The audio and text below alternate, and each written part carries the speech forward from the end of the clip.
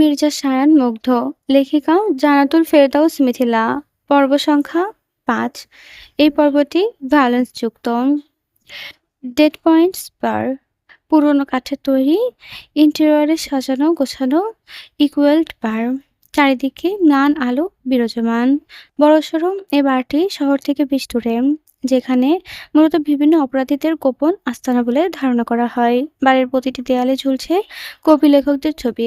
অদূরে বার কাউন্টারে ৩ জন বারটেন্ডার দক্ষ হাতে কাস্টমারদের বানিয়ে দিচ্ছে ককটেল। খানিকটা দূরে বাজছে স্লো জ্যাক্স। পুরো বারে থই থই করছে মানুষ। কেউ কেউ নিজ টেবিলে বসে বোধ হচ্ছে নেশায়।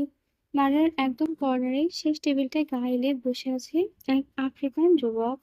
লম্বা চওড়া, গায়ে গরনে, মাথা ছোট ছোট চুল। তার চোখগুলো কেমন নিবু নিবু। বোধ হয় আয়েশি নেশায় বুঁদ হয়ে গেছে সে।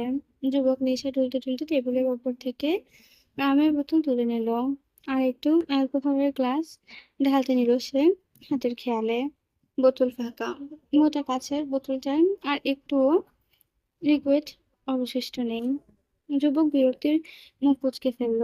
কপালে প্রকাশক একটি ভাঁজ পড়ে গেল।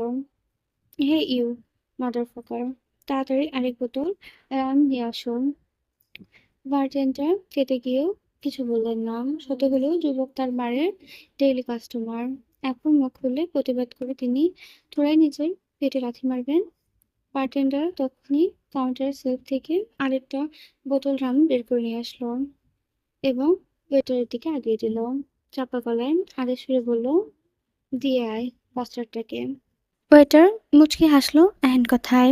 হাত বাড়িয়ে বোতলটা তুলে নিয়ে খানিকটা এগোতেই হঠাৎ করে তার চোখে গেল বাড়ির সম্মুখে দুয়ারের দিকে। বলা নেই কওয়া নেই কোত্থেকে যেন কতগুলো কালো পোশাকধারী সশস্ত্র বডিগার্ড ছুটে আসছে দেখা যাচ্ছে। বারটেন্ডার হকচকিয়ে গেলেন এহেন কাণ্ডে। তড়িঘড়ি করে কাউন্টার থেকে বেরিয়ে আসতেই দুপাশ থেকে ২ জন বডিগার্ড তাকে আটকে ফেলল পথের মাঝেই। এদিকে বারে উপস্থিত সাধারণ জনগণ সবাই কেমন আতঙ্ক। হুঠাৎ এমন সশস্ত্র বডিগার্ড দেখলে কেই না আতঙ্কিত হয়ে থাকবে। বডিগার্ডের একে একে সকলের মাথায় অনবরত নিজেদের বন্দুকের নল তাক করল। মুহূর্তের মাঝে মানুষের কোলাহলে গিজগিজ করতে থাকা বারটা এক অদ্ভুত নীরবতায় ছেয়ে গেল। অদূরে টার্ন কেবিলে বসে থাকা স্লো জ্যাক্স হাঁটতে থাকলো।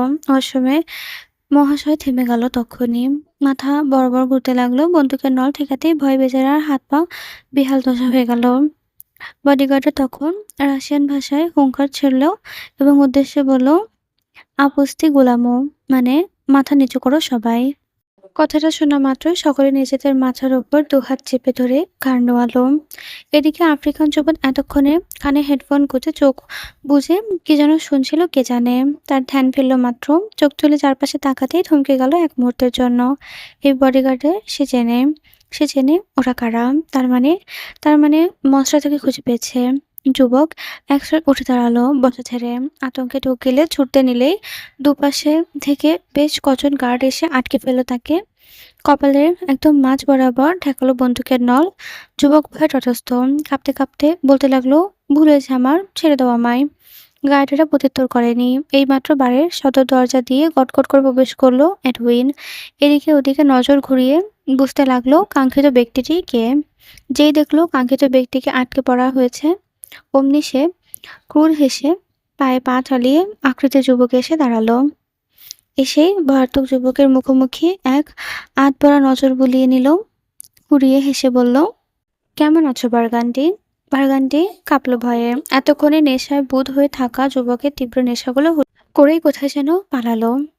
সে এবার সজ্ঞানে আতঙ্কিত কণ্ঠে শুধালো, আমায় ক্ষমা করো এডুইন, আমি ভুল করেছি। হ্যাঁ, আমি মানছি আমি ভুল করেছি। প্লিজ আমাকে মাফ করে দিন। প্লিজ আমাকে প্রাণে মারবেন না। এডুইন বাঁকা হাসলো এক পর্যায়ে। খানিকটা ঝুঁকে এসে দাঁড়ালো বার্গারেসের মুখোমুখি। এরপর ক্রুর হেসে তাকিয়ে থাকলো এবং আচমকা শান্ত কণ্ঠে বলল, তুমি হয়তো ভুলে যাচ্ছ বার্গান্ডি, মনস্টারের সাথে বিশ্বাসঘাতকতা করা মানে নিজ হাতে নিজের কবর খোঁড়া। তুমি তো বহুদিন আগেই নিজের কবর খুঁড়ে রেখেছো সেখানে। এতদিন সে বেঁচে ছিল, এটাই তো অনেক। বলেই এডুইন শির দ্বারা সোজা করে দাঁড়ালো। দুহাত পকেটে গুজে তখনই গার্ডকে উদ্দেশ্য করে বলল, ক্রিপ উইলস হেড ডাউন। কথাটা শোনা মাত্র সাথে সাথে সব গার্ডগুলো নিজেদের মাথা নুইয়ে রাখলো। প্রায় মিনিট খানেক বেরোতেই বাড়ির সদর দরজা দিয়ে সুট জুতোর দাম্ভিক শব্দ তুলে বেশ ভাব নিয়ে ঢুকলো শ্যাডো মাস্টার। মাথায় বড় গোলাকার কালো টুপি, মুখ দেখা যাচ্ছে না তার, দেখা যাচ্ছে কেবল পিয়ার্সিং করা ঠোঁট দুটো, যার মাঝে জ্বলছে মোটা একটি সিগারেট। সিগারেটের কলুষিত ধোঁয়া আচ্ছন্ন যুবকের মুখমণ্ডল চারপাশ। সে ধীরে ধীরে এগিয়ে আসছে, যাতে অতিরিক্ত অতিক্রম করছে। তার সবাই কেমন যেন ভয়ে তটস্থ হচ্ছে। নিঃশ্বাস আটকে যাচ্ছে সবার, যতক্ষণ না মনস্টার তাদের পাশ কাটিয়ে যাচ্ছে। তাদের নিচু দৃষ্টি এখনো মেঝেতে তাক করা। দেখছি কেবল স্যুট পরিহিত দুটো পা।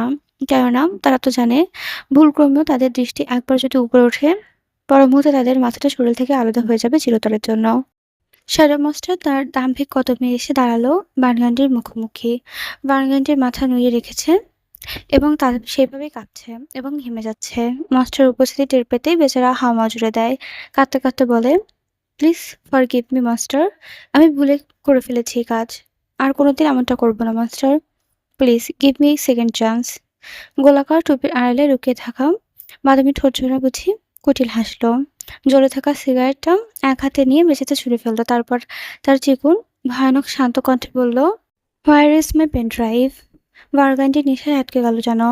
বেচারা বেশ কয়েকবার শুকনো ঢোক গেলে আমতা আমতা করে সময় নিয়ে বলল, আমার কাছে নেই মাস্টার। এ পর্যায়ে বাঁকা হাসে মাস্টার। তখনই নিজের ডান হাতটা উঠিয়ে রাখলো সম্মুখের টেবিলের ওপর। হাত বাড়িয়ে বুট জুতোর পেছনে লুকিয়ে রাখা ছুরিটা বের করে এনে দিল। তারপর একটানে ধারালো ছুরি গা থেকে মেলাটার ঘোরটা টেনে খুলে ফেললো। অতঃপর এক কদম এগিয়ে এসে খপ করে চেপে ধরলো বার্গানটির ঘাড়। বার্গানটি হকচকালো। ভয়ানক প্রতিক্রিয়া দেখানোর পূর্বেই তার গলা বরাবর বসলো ধারালো ছুরির চাপ। মাস্টার থামছে না। এক প্রকার নৃশংসভাবে জবাই করছে বার্ডিনকে। মুহূর্তেই বার্গানটির গলা থেকে ফিনকি দিয়ে বের হলো রুবু। সেই রুবু ছিটিয়ে গেল মাস্টারের মুখ এবং গায়ে। তবুও নিন্দার মাস্টারের হাত দুটো একটুও ছাড়ানোর চেষ্টাও করলে না বার্নিং। তার আগেই সে মৃত্যুর শেষ মুহূর্তে চলে গেল। মৃত্যুর শেষ মুহূর্তে এসে বার্গানটির দেহ ঝাঁকুনি খেল বেশ কয়েকবার। বেচারা চোখ দুটো যেন কোটর থেকে বেরিয়ে যাচ্ছে। জিভ বেরিয়েছে বহু আঁকে। তার শেষ নিঃশ্বাসটুকু বেরোনোর আগ অব্দি মাস্টার তার গলায় ছুরি চালালো। যখনই সে টের পেল বার্গানটির দেহ আর নড়ছে না, নাক দিয়ে আর বেরোচ্ছে না নিঃশ্বাস, ঠিক তখনই তার ঘাড় ছেড়ে দিল সে। বার্গানটি নিথর মুখখানায় তাকিয়ে থাকলো। হাতে থাকা লাল তরলে রঞ্জিত চাবুকটা বার্গানটির গায়ে উল্টো পাল্টে কোনো মতে মুছে ফেলল সে। তারপর শান্ত কণ্ঠে আওড়ালো, যা মাফ করলাম। তুই তো জানিস আমার কাছে ক্ষমা মানে হচ্ছে মৃত্যু। মাস্টার এই নৃশংসতা বরাবরই অভ্যস্ত এডুইন। তবে বাকি গার্ডগুলোর অবস্থা করুন। রোজ রোজ এত নতুন নতুন নৃশংসতার সাক্ষী হচ্ছে তারা।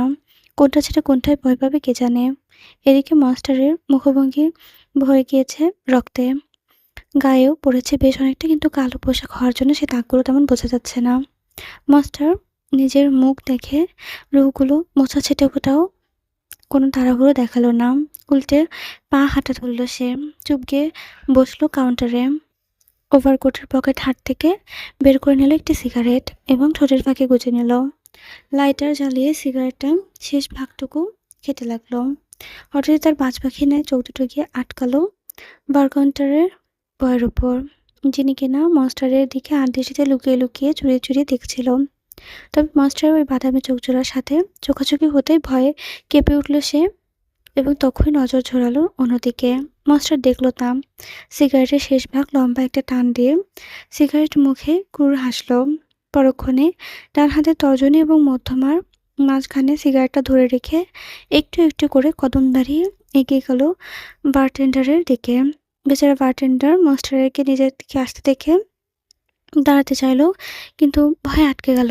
তন্দিত নিচু হয়ে মাস্টারের পা দুটো বুকে জড়িয়ে আর্তনাদ করে উঠল, ভুল হয়ে গেছে মাস্টার, আমি ভুলে তাকিয়ে ফেলেছি আপনার দিকে। আর কখনো এমন করবো না, বিশ্বাস করুন, আর কোনোদিন না। মাস্টার ভার্তক হাসলো কেমন যেন। ধীরে ধীরে তার কাছে গেল এবং বলল, নেক্সট টাইম বাঁচার টাইম পেলে তো। বারটেন্ডার হতভম্ব। হতবাক দৃষ্টি তুলে উপরে তাকাতেও টের পেল তার খুলির ঠিক মাঝে বরাবর বন্দুকটা তাক করে রেখেছে মাস্টার। বারটেন্ডার বয়টা বুঝি নিঃশ্বাস ফেলতে ভুলে গেল মুহূর্তের জন্য। মাস্টার তার দিকে সরু চোখে তাকিয়ে আছে। হঠাৎ করে সে দেখলো সুদর্শন যুবক তাকে চোখ মারল। বারটেন্ডার হতবুদ্ধির ন্যায় তাকিয়ে রইল তার দিকে। মাস্টার তক্ষুনি ট্রিগার চাপলো। একবার, দুবার, তারপর ৪ বার।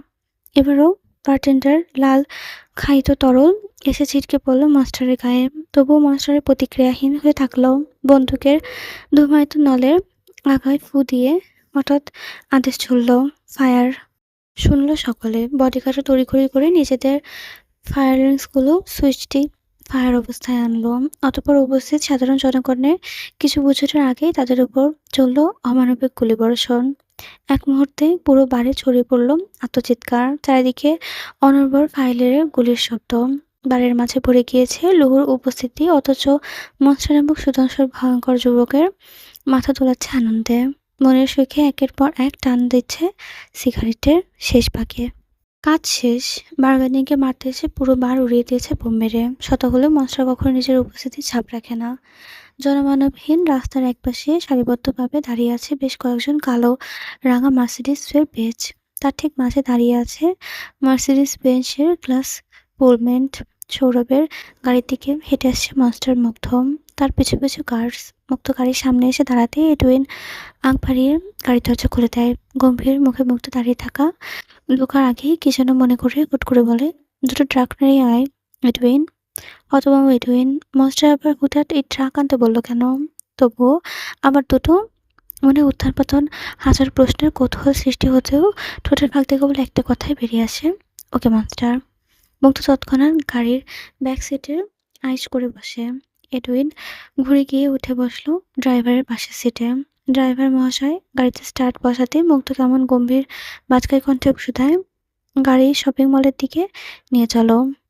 তড়িৎ বিস্ফোরিত দৃষ্টিতে ঘাড় বাঁকিয়ে তাকায় এডুইন। লোকটার মুখাভাব দেখে স্পষ্ট বোঝা যাচ্ছে সে বোধহয় বেশ অবাক হয়েছে এহেন কথায়। মুগ্ধ দেখেও দেখল না তার মুখভঙ্গি। গম্ভীর মুখে মাথা থেকে টুপিটা নামিয়ে পাশে রেখে ফের বাজখাই কণ্ঠে বলল, "I said go to the shopping mall." এহেন বাজখাই কণ্ঠে তৎক্ষণিক গাড়ির স্টার্ট বসালো ড্রাইভার। এডুইনও রয়েস হয়ে সোজা হয়ে বসল। তার বিচক্ষণ মস্তিষ্ক টের পাচ্ছে অনেক কিছু, যা ভাবতে গিয়ে বেচারা চিন্তায় শেষ। শেষে কিনা তার মাস্টার শপিং মলে যাচ্ছে। সিরিয়াসলি?